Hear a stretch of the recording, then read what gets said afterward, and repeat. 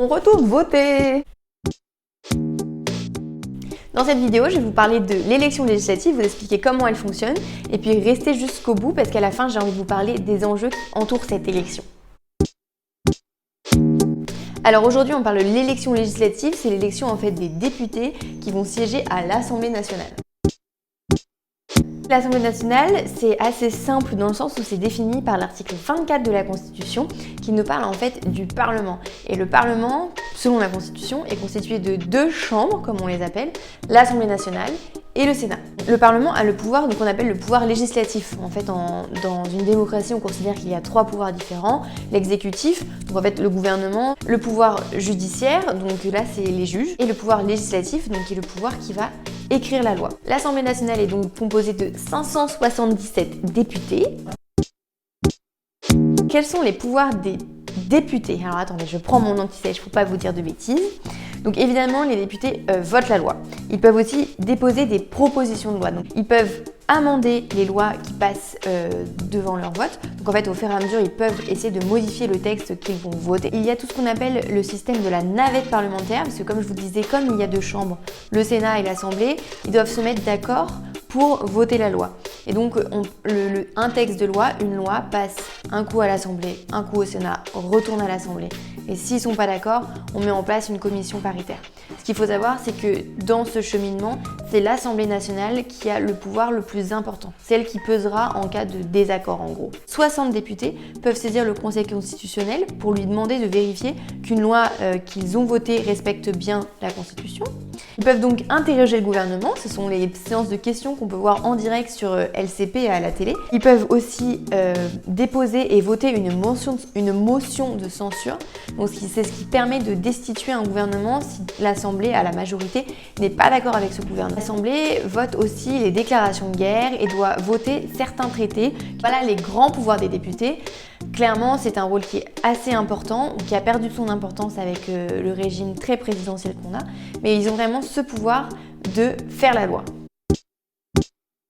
Alors maintenant, comment se passe l'élection? Déjà, les députés sont élus pour 5 ans, sauf destitution. Donc, sur l'élection des députés, on est donc sur un suffrage universel direct. Donc ça veut dire que chaque citoyen peut aller voter directement pour son député.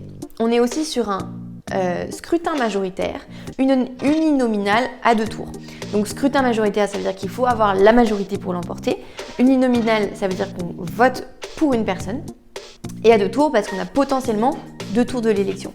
Pour l'emporter dès le premier tour, il faut faire la majorité absolue des votes, plus représenter, enfin que cette majorité représente au moins 25% des inscrits sur la liste électorale. Comme cette condition n'est pas très facile à remplir, il y a souvent un deuxième tour. Quelles sont les conditions pour être candidat au deuxième tour? Il faut avoir fait plus de 12,5% des inscrits. Donc pas seulement des gens qui ont voté pour vous, mais des inscrits. Et donc pareil, comme la condition est assez compliquée, s'il n'y a qu'une seule personne ou 0 personne qui remplisse cette condition, c'est 2 premiers dans l'ordre d'arrivée. L'autre particularité de cette élection, c'est que les députés sont élus par circonscription. Alors qu'est-ce que c'est une circonscription? Tout bêtement, c'est un découpage clairement administratif électoral du territoire français en 577 morceaux. Donc on rassemble plusieurs villes ensemble pour faire une circonscription. On a aussi des circonscriptions qui sont pour les Français expatriés à l'étranger. Donc en gros, on découpe la France en 577 parts et chaque part élit un député. Vraiment une particularité de l'élection parce qu'en fait, on vient élire un député au local, mais c'est un député qui va représenter toute la nation. Alors je vous l'avais promis, quelques enjeux de cette élection. Moi j'en ai relevé deux. Le premier c'est le financement des partis politiques et le deuxième c'est la nomination du Premier ministre. L'élection législative est particulière pour les partis politiques parce que c'est grâce aux résultats de ces élections qu'ils vont pouvoir aller chercher de l'argent pendant 5 ans. En gros, pour avoir des financements d'État du parti politique, il y a 2 conditions. Le nombre de parlementaires qu'ils auront. Deuxième condition, qu'ils aient plus de 50 candidats qui font tous plus de 1% dans leur circonscription. À partir du moment où un candidat fait plus de 1%, chaque voix au-dessus, donc une voix égale 1,42 € par an pendant 5 ans pour le parti auquel appartient le candidat. Vous imaginez bien les enjeux d'argent qu'il y a derrière. Le deuxième enjeu, c'est la nomination du Premier ministre. Bon, ça, on en entend beaucoup parler en ce moment avec notamment Jean-Luc Mélenchon. Ce qu'il faut savoir, c'est que l'article 8 de la Constitution nous dit qu'il appartient au président de nommer le Premier ministre. Donc hyper librement, c'est son choix propre. Sauf que, en pratique, le président est obligé de respecter la majorité qui est à l'Assemblée. Donc en gros, quel groupe parlementaire a le plus de députés?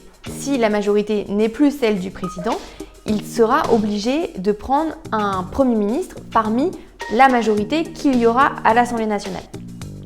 Après, la nomination reste le pouvoir du président, et donc c'est à lui de nommer la personne qu'il souhaite. Pourquoi est-ce que le président est obligé de prendre quelqu'un de la majorité? Parce qu'il y a ce qu'on appelle le vote de confiance. Donc c'est après que le gouvernement ait été formé, le Premier ministre vient devant l'Assemblée nationale pour présenter son gouvernement et ses actions et va récolter ce qu'on appelle donc le vote de confiance. Ce sont tous les députés qui vont voter pour ou contre ce gouvernement. Et donc si trop de députés votent contre, le gouvernement est contraint de démissionner et il faut donc tout recommencer. Voilà, j'espère que j'ai été claire parce que c'est pas une élection hyper facile à comprendre. N'hésitez pas à me poser des questions sur cette élection ou sur d'autres choses qui touchent par exemple au rôle des députés. N'hésitez pas à vous abonner à ma chaîne si vous avez aimé cette vidéo ou à me suivre sur les réseaux sociaux.